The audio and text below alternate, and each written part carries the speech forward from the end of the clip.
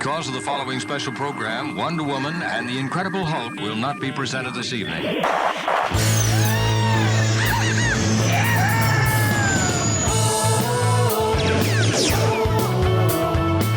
got Pantha. It's time to get all your Star Wars news in a single file. That doesn't sound too hard. Boom! This is Making Tracks. This is the way.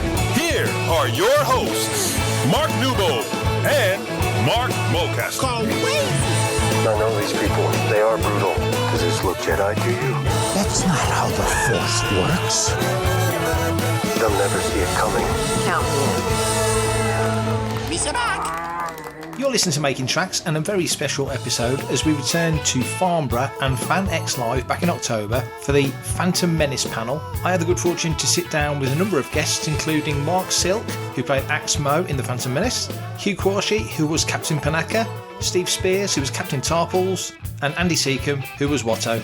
So here's the Phantom Menace Episode 1 panel, live from FanX in Farnborough. We have a Episode 1 Phantom Menace panel. I have three guests. There is a fourth. I'm guessing the craft table is very busy at the moment. I'm sure this will sniff them out. I'll let you guys introduce yourselves. I shall start at the end with Marc, just to introduce yourself and your character. Good afternoon. So I'm Marc Silk. I'm a voice actor and I worked with George Lucas on Episode 1. I'm the voice of Aks Moe. So in the Senate scene, when you hear the Congress of Malastare concur with the right honourable delegate of the Trade Federation, a commission must be appointed. Now give me a sandwich. That's me. Hi, I'm Steve Speirs and I played Captain Tarpals. I can't remember any of the lines like that, but there we are. I do remember I said, "You said in big doo-doo, Jar Jar," but that's about it. I remember that line too. I remember that line too. No, my name is Hugh Quarshie. I played Captain Panaka in the Phantom Menace. I can remember a couple of my lines like, Your Highness, this is a battle I do not think that we can win. And you're under arrest. I think I must have said that at some point. If you've seen the movie, you might recognize me. So, obviously when Star Wars returned, Lucas announces he's making more films. The word gets out to the industry, you guys start getting cast and getting involved. Were you conscious, even then, 27 years ago, 97 when you made it, that how important this was, what a big deal this was? You knew that going in. I'll start with you here. Yeah, well, I felt privileged to have been offered a role in what I thought was going to be cinematic history, because the first three films, the original trilogy, had been so impactful on an entire generation, and he'd waited a long time to come up with episodes 1, 2, and 3. So I felt really thrilled that I was going to be in one of those films. That said, it was strangely prosaic filmmaking.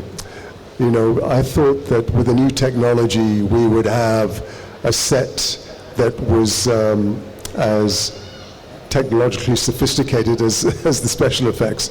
So for example, when we were escaping in the Queen's Silver Cruiser, I thought the set would be on a hydraulic lift so that every time we were hit by a laser bolt, we'd shift one way or shift the other way. But instead what we had was the first assistant director saying, bang, every time we were hit by a laser bolt. There were four of us in the scene, Ralph Brown, Liam Neeson, and Ewan McGregor, and I was in the middle. And the first time he said, bang or blast, we all moved in different directions.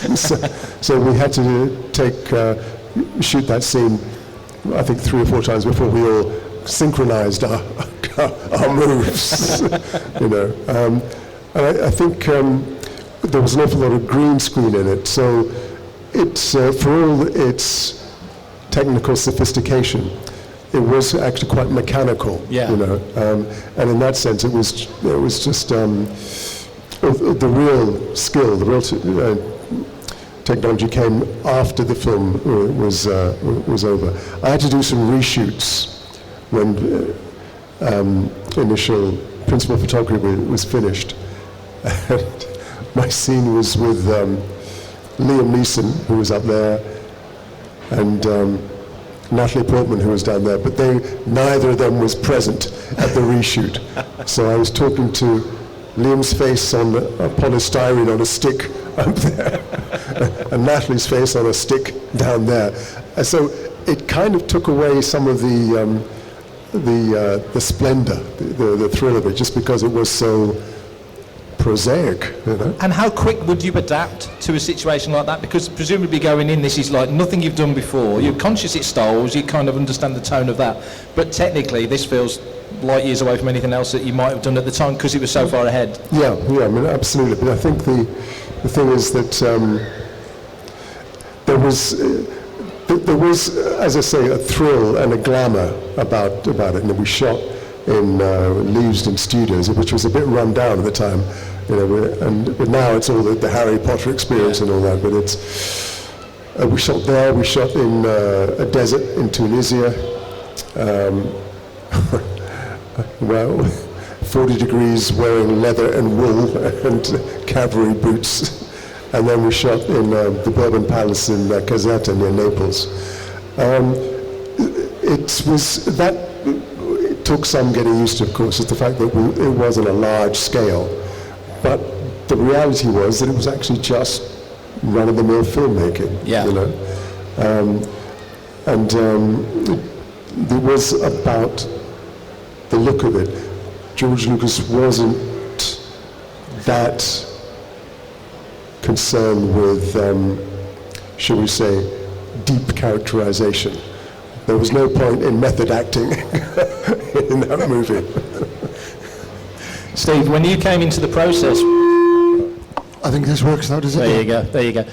Did you know exactly what sort of character Tarpals was going to be? Because he's actually I didn't even know that I was up for Star Wars. I was at the National Theatre doing Guys and Dolls, and Robin Gurland came with George 2 days before I had a phone call to see it, and she rang my agent and said, "Oh, there's a director would like to meet Steve." I didn't know who the director was or what it was about. So I walked into the room and it was George Lucas. And Robin Gurland was the casting director. That's right. Yeah. Robin was the casting director. And I'd had laryngitis, and I was sort of speaking a bit like that. And he said, "I want you to read for this Gengan." And I said, "Well, what is it?" And he said, "You don't need to worry about that." And I read, and he said, "Well, what's happened to your voice?" And I said, "Well, I had laryngitis." He said, "Well, do it as though you got laryngitis." So I did. And then the next thing you know, I was on a set with this sort of hat on with Tarpal's face on. I was on a stepladder with a broom, which became some sort of animal I was riding on. And I said, "What's a stepladder?" And all I ever got was, "You don't need to worry about that." So in terms of characterization, there was bugger all, quite frankly. I just did my best to stick with it. But it was a long process. It went on for a couple of months. It was all against green screen. We'd be there opposite Liam and to do the scenes with it. It was all green, and then you got phone calls. I had a phone call in '98, which was 3 months after we'd wrapped, and I was living in London in Canning Town, and my wife took the phone in the kitchen and she said, "Hello, George? George who?" "What, George?" "Oh, right. Steve, it's George Lucas." I went, "Give me that phone." And I said, "Hi, George." And he said, "You know, we're filling in the battle in the Blue, and we need some extra dialogue, and do you think you could just come in and say, put up the force shields?" And I said, "I've been waiting all my life to say put up the force shields. Of course I'm going to come and do it." So yeah, so it was a mad experience. I remember it being very bitty, and nobody had a clue what was going on apart from George. Fantha Tracks. Voodoo! When you got that role then, did you know that you were going to be going on set and doing all the reference stuff there? Yeah, that was explained to me, yeah. And then we did at the very end, the very early days of what Andy Serkis does, and we had some dots to move our face. But it was all, we were there for reference on set to act. It was CGI then. It's not stop motion sort of stuff that he does now. It was all CGI stuff, and but a good experience. Mark, your experience with Aks Moe? Well, I'm a big Star Wars fan, so I was very excited when I heard, just as a fan of Star Wars, that there was going to be a new Star Wars movie. It'd been 16 years since Jedi, and I got a phone call from a guy that just said, "Are you free on Tuesday to meet the casting director of a new Star Wars?" And I said, "Let me check." Yes. And it was Robin Garland, and it was, we actually met up, it was a hotel, and it literally, I was handed pages, like you'd have a page of a little bit of dialogue. It didn't say what the character's name was.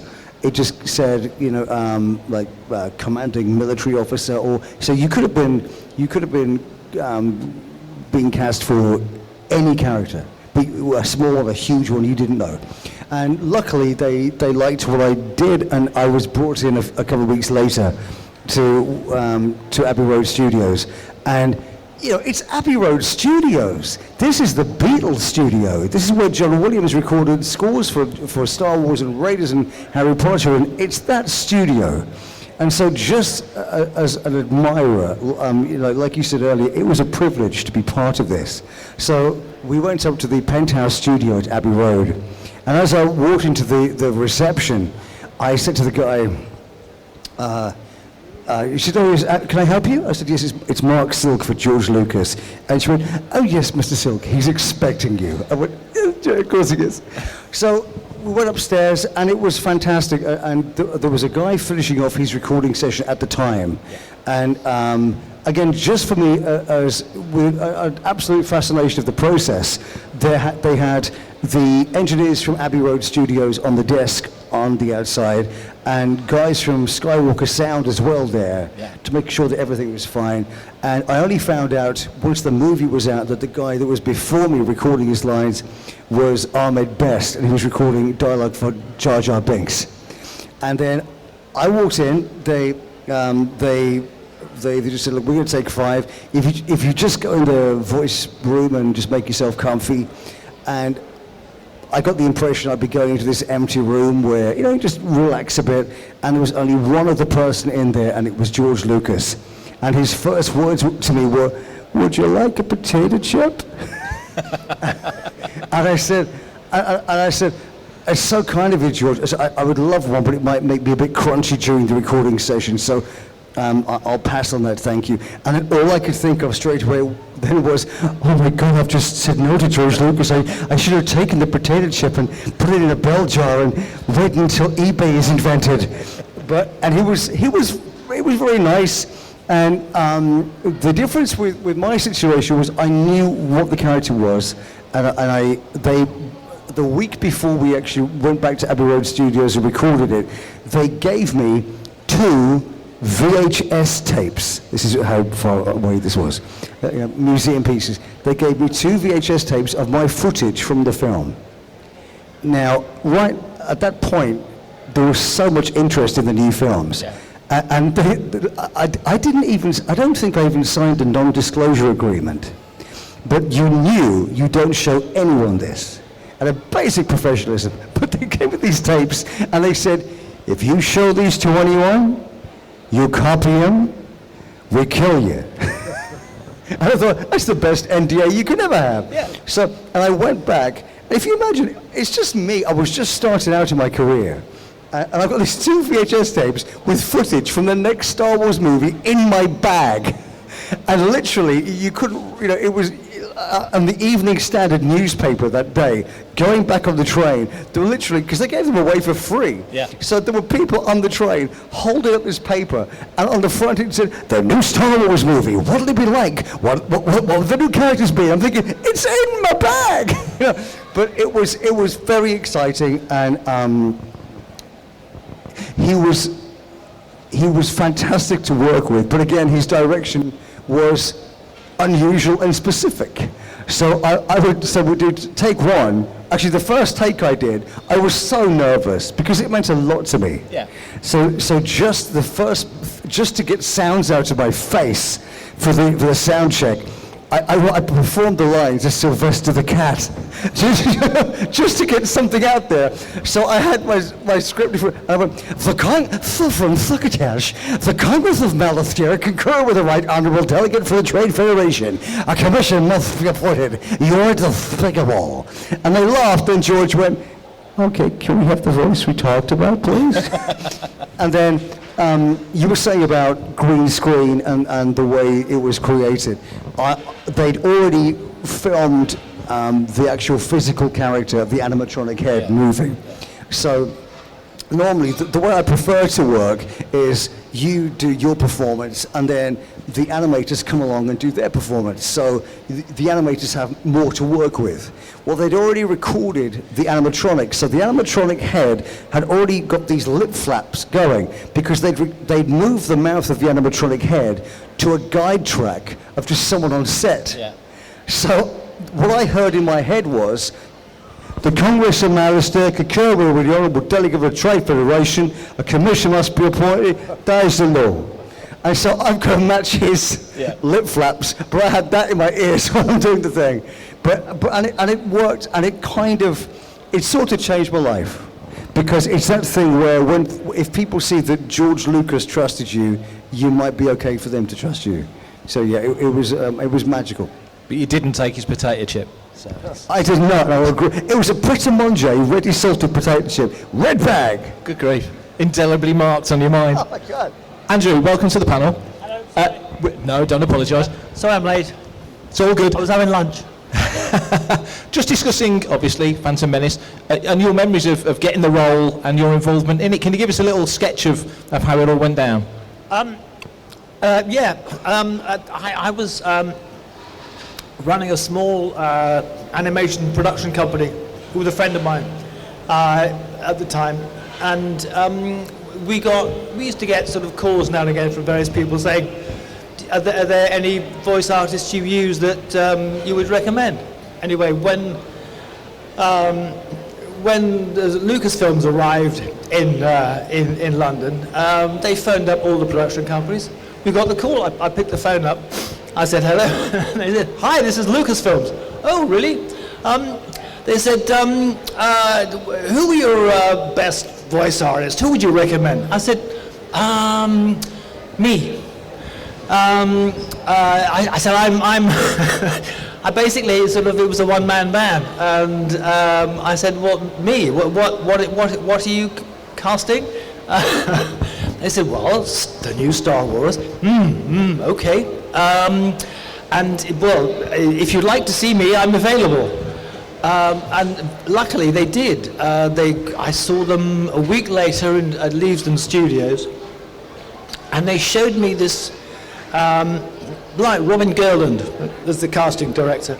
She showed me this line drawing of this creature, Watto. And it was just a pencil sketch. It had a big belly, big nose, all the rest of it. And she said, George doesn't really know what he wants it to sound like, but he knows it's got to be a little gruff. And he's possibly got mafia connections. I said, oh, okay. So out of the sort of dressing up box of my mind, this voice came. How you doing? What, all that stuff. Republic credits are no good here. I mean, it all just sort of came out, and then she went, okay, thank you very much, we'll let you know. So I went away and thought nothing of it, doing other bits and pieces, and then got the call, and they said, would you come and, would you like to come and do the read-through? I said, have I got the job? She said, not yet. Oh, okay, so I had to audition again at the read-through. And it was very funny because I was sitting there. I think Hugh Quarshie was there. He's here today, isn't he? There you are. Hello. And various others. And this little guy came in the room, wearing a check shirt. I thought he was a plumber. I thought he'd come to check the radiators. But I looked a little bit closer. I thought, no, that is George Lucas. My God. Anyway, so I read the script because there the whole cast wasn't there. We were all playing various other characters. And I was voicing, or I was Yoda and God knows who else and all sorts of people. And I was giving them voices. And that wasn't really what you were asked to do, but it made George laugh. And I think that's why eventually I got the part. And that's the story. And the process when you're on set, I'm assuming you were on set. Yeah. So you're giving a reference, like Steve did. You're giving a reference. Yeah. We shared a dressing room. For everything in one location, daily news, reviews, interviews, podcasts, video and social media feeds. Bookmark FanthaTracks.com for Star Wars news 24/7, 365.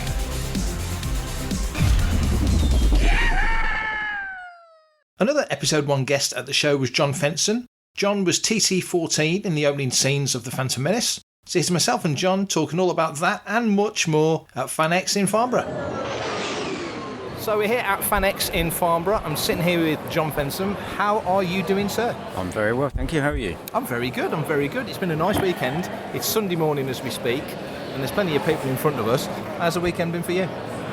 It's been okay. It's a new one, so we've had enough people, and it's lots of time to talk to people and hear people's different stories and their relationship with the films, and it's always nice to see parents who connected with the first trilogy and their kids who have connected with the prequel, so everybody has their own connection, which is it's always lovely to hear people's stories. Totally. I mean, it's Phantom Menace 25th this year, which is ridiculous. Yeah, you're making me feel old. I know. But here we are.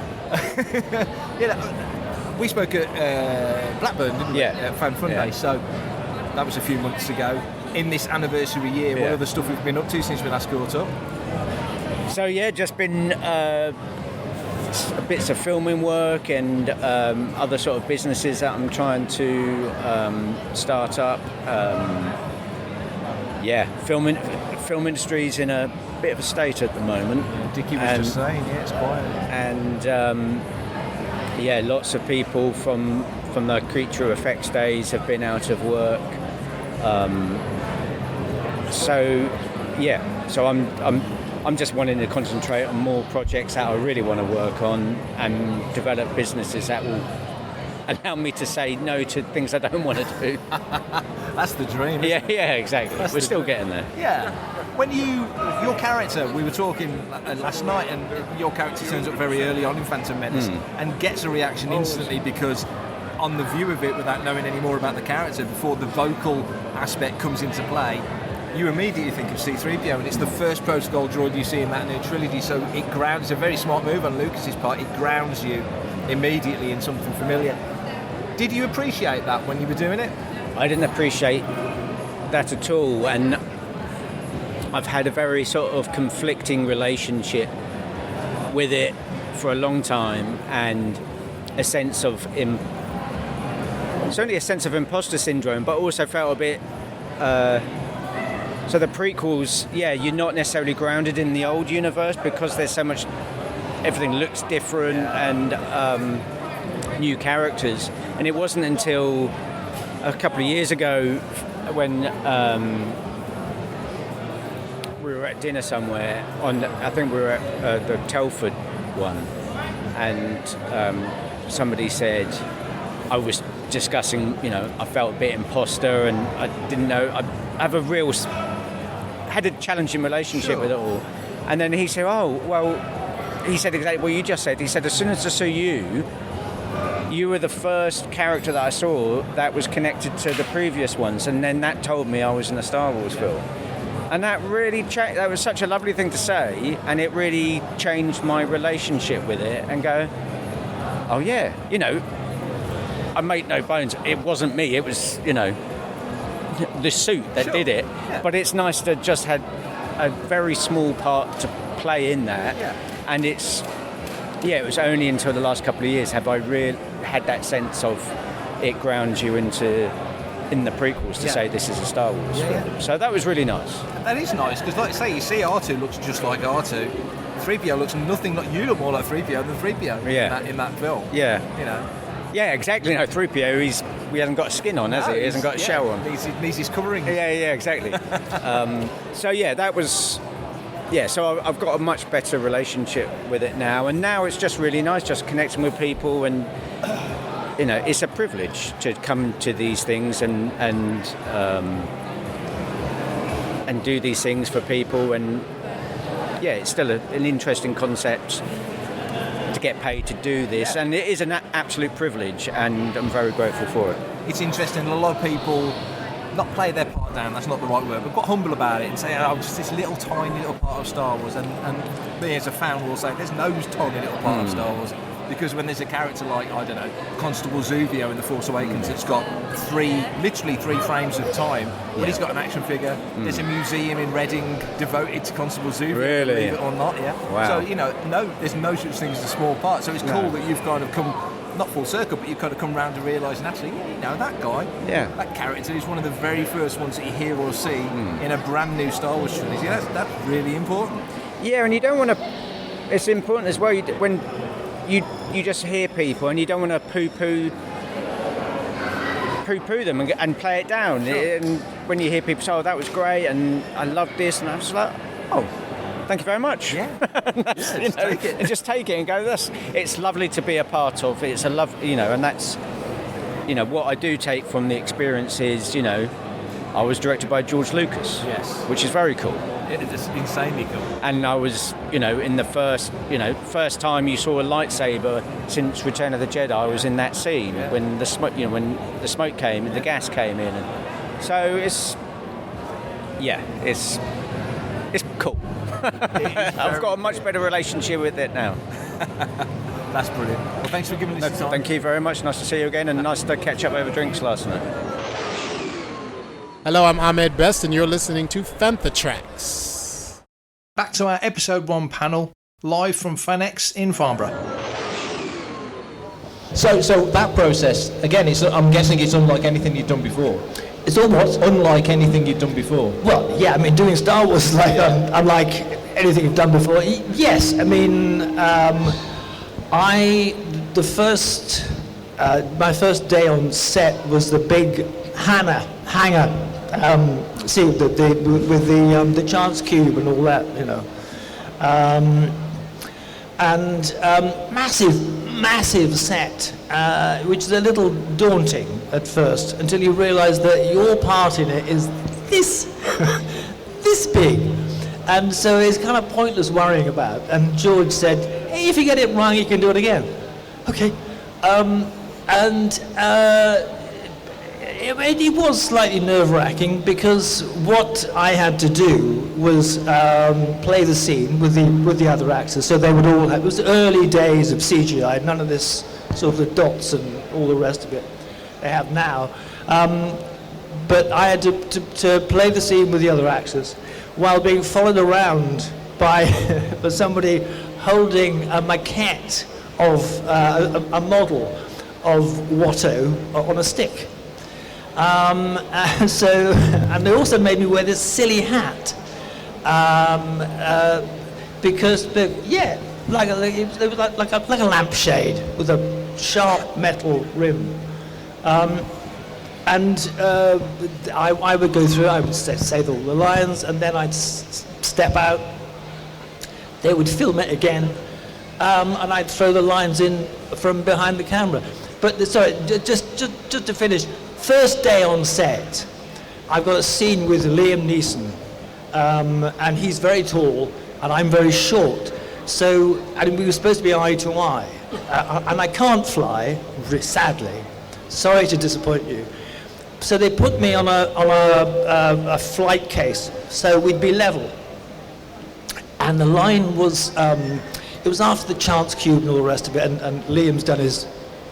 You know, and it turns over to the wrong side.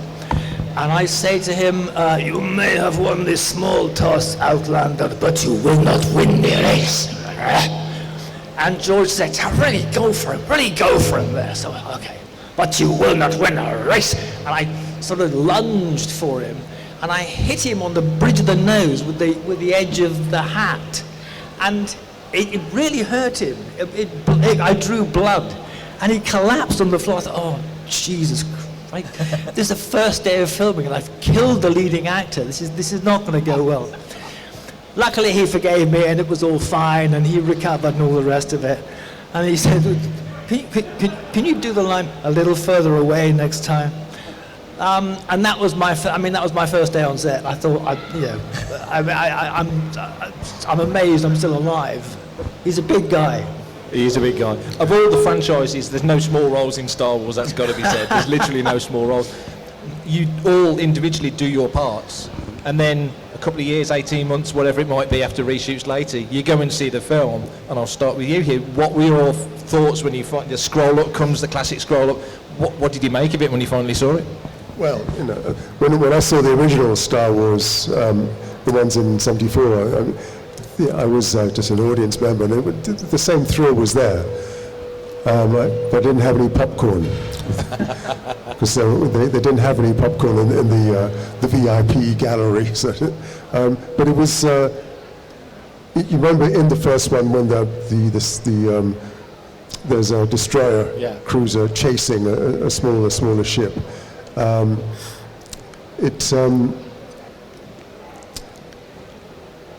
It was immense. It was overwhelming, that one, and I wanted that feeling I wanted to re-experience that feeling again. But I think there were so many characters in the Phantom Menace that initially it took a while to get my head around it. And I thought, well, once I was settled into it, and then of course I did follow it, and I was just the destroyer droids, were amazing, and I kind of like the fact that the Jedi could be destroyed by destroyer droids. So there was a jeopardy in it, which hadn't been there in the first one so much, and I had tried to suggest that to George that the tougher I was, the tougher it would make the Jedi seem when they beat me in an argument. But he at one point said, "Don't forget, these guys are Jedi. They're the strongest people in the universe." So when we were arguing about the safety of Queen Amidala, and I was trying to out-Jedi them, but I had to tone it down a bit. So yeah, I was. The look of it was astounding, and it did make the original seem, like old technology. So the look, the technology, and I suppose just the sheer opulence of it was overwhelming. But somehow I think this was generally agreed that the original had greater characterization than the ones that we were in. Still, I had no complaints. No, nothing to sniff at. They're fantastic films. You're on set, you're doing what you're doing, you juxtapose that with what you see on the screen at the end, and you see Captain Tarpals in action. What were your thoughts on that? Well, it sort of all made sense at last, having been not told much about it. I think it's a film that stands up really well within the franchise. I think it still does. I think there was a lot of stick against it in the beginning. I was overwhelmed when I went to see it. I think that was probably from the generation of people that had been so in love with the original ones, but there's a whole generation of people that was their first one, and they're sort of like 30 now, and it's their first one. They loved it, and there was a lot of stick. Ahmed especially got a lot of stuff about the characterization of Jar Jar, and it was really uncalled for. I mean, I remember asking George what this Gungan language was. Misa doing this and Yusa doing that, and all this sort of connotations about slave stuff afterwards that came out, which couldn't be further from the truth. We were all questioning, where does this language come from? And his little boy, who was about 2.5, 3, came on set and said, "Daddy, Misa go into the toilet. Yusa go into..." It was toddler talk. It was his son he was writing about. It was nothing more, in any way more dangerous than that. And so I think it had some unfair press, but certain people were determined not to like it before it came out. But I think it stands up really well as a movie, and of course I'm incredibly proud to be part of it. Yeah. And I bet you were never so glad to get laryngitis as you were then. Yeah, absolutely, yeah. Mark?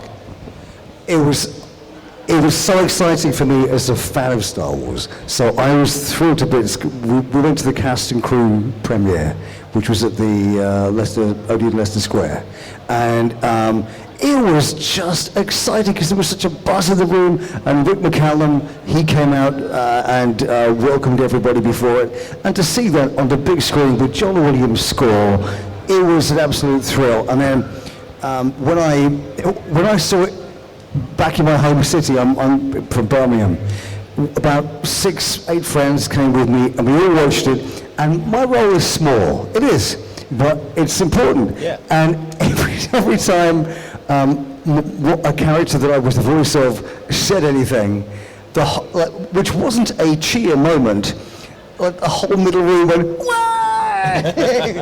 And it was a thrill. And then again, while everyone else was leaving the cinema, we all sat, and then the last but one credit is me. And I thought, I've made it.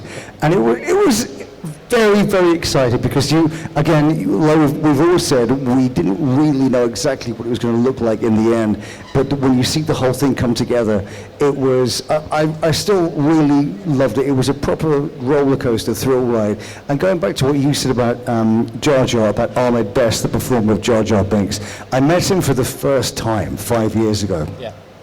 And he's the nicest guy you could meet. And also, we both have Star Wars pinball machines. So yeah, we both have a common interest. That was great. But yeah, no, it was a life changer. Hello, I'm Warwick Davis, and you're listening to Fantha Tracks. Like Hugh, I mean, I was totally blown away by the first time I saw him. I don't think your mic's working. Hello. There you go. I was blown away by the first one, and I wondered how this would look when it came out. And I too went to the cast and crew showing, and I took my 2 very young boys, and sitting there thinking, well, I'm just enjoy the ride. And as soon as the Star Wars scrolls up on film and the music, the feeling in the cinema was just electric. It was just wonderful. And I mean, I don't think I came down from the ceiling all the film. And my boys just loved it, and they looked at me in a different way afterwards. It was a great experience. And yeah, I will also agree, Ahmed Best is the nicest man you could ever hope to meet. He's just a lovely, lovely guy. And so, moving forward in your careers, you've all been in Star Wars. Has that meant something additional in, not directly to the work that you do or that you get, but is it kind of like a badge of honour because it is that sort of marquee franchise, if you like to say, oh, I was in Star Wars. Yeah. Yeah, I mean, it's of course, to this day, there are various charity organisations where I'm introduced as a Star Wars actor, even though it was almost 30 years ago, and I think I'd rather be known as that rather than a classical Shakespearean actor, quite frankly, who goes to the theatre these days. No, I mean, but it was a privilege to be part of cinema history. The technology that was introduced in the second trilogy meant that they had to go back to rework some of the original trilogy to make it a match in a way, and to have been there with Natalie Portman, which was I suppose on the launch pad of her career after Leia, and to work with Liam and Ewan. But yeah, it meant something, and it was if you like, a stage of my cinema career, certainly, and very pleased and privileged to have had it. Fantastic. Steve? Yeah, it basically lives with you forever after that, and no matter where you go. I mean, I was in the West End doing a show, Upstart Crow, and you come out, and people say, can you sign this program? And I say, yeah, what do you want to sign? Can you say, ouch time Jar Jar? It's got nothing to do with the play. What's that got to do with the play? Or I was doing Pirates of the Caribbean, and Keira Knightley, of course, had been in thing. And we were in the middle of Bequia in the Caribbean filming a big new film that nobody knew much about. And a lot of people, we thought, oh, they're all here for Johnny Depp. And they all wanted Star Wars signatures. So I think whatever you do, and the fine work that you've done since then, and all the work that all of us ever do, Star Wars is in some way the trampoline that was built that we'll bounce on as high as we dare. That's awesome. Yeah, it's well said. Yeah, it opened so many doors for me, including, you mentioned about John Williams when you heard the music start up and the whole swell of the room. I'm a huge admirer of the work of John Williams. He's the soundtrack to our lives. He is. So now I get brought in now to host Star Wars symphonies. So we've done a few of these now, and it's a hell of a bill because it's myself and the Royal Philharmonic Orchestra live at the Royal Albert Hall, and it's like, it's magical to hear these scores played live. And when we do these shows at the Royal Albert Hall, like, my time to arrive there is basically about 1:30 to check the microphone, check my line, and I get there like 9:30 in the morning because I just want to hear them play. To the opportunity to be at the Royal Albert Hall, hearing the Royal Philharmonic play those scores live, and something I was so proud of. The last one we did was in October last year. And we did 2 shows in the one day. The tickets went nuts. But my mum was there. And my mum was in a box. There were the best seats in the house with friends and family. And just before the last tune, I just saw my mum. And just spontaneously, I turned to the room and said, "We have a VIP in the room with us tonight." And the whole room went, "Oh." And I said, "Please help me say thank you to the woman that introduced me to the world of Star Wars. She's over there. It's my mum and Silk." And the room, the whole Royal Albert Hall made 2 sounds. They all went, "Oh," and they went, "Way!" And the guy on the lights, like lightning, put the house lights up. They saw my mum in the box waving, and the whole Royal Albert Hall for like a good while cheered my mum on. And you go, it's the one thing you tend to find, like you said, with the charity work that you do, or any way that it affects us, the good that comes out of the work that we've done in this is incredible. Because the way the community that Star Wars has, and the way it brings people together, it is quite astonishing. And that moment, just that moment, was magical. So I'm very happy about that. That's a brilliant moment. Finally, Andrew. Yeah, well, what I've realised since making the movie is that everyone is a Star Wars fan. And there have been many times I've been working, often filming other things. And one of the cast will sort of sidle up to me and say, "Do the voice, go on, do the voice." It's wonderful. That's absolutely wonderful. That's fantastic. Can we have a big round of applause for these fine gentlemen, please? Thank you. Thanks for coming out. Email radio@fanthatracks.com. Head to links.fanthatracks.com for links to our social media feeds, Fantha Tracks TV and Fantha Tracks Radio. Thanks to James Semple for the Fantha Tracks intro, Blues Harvest for our Making Tracks opening music, and Marc Daniel and Vanessa Marshall for our voiceovers. New episodes drop Tuesdays and Fridays at 7 o'clock UK time. Our weekly news show, Good Morning Tatooine, goes live Sundays at 9 o'clock UK time on Facebook and YouTube. And remember, Fantha Tracks is absolutely free, so it costs nothing to stay updated on all the latest Star Wars news. Coming up next on Fantha Tracks Radio, it's another episode of Making Tracks.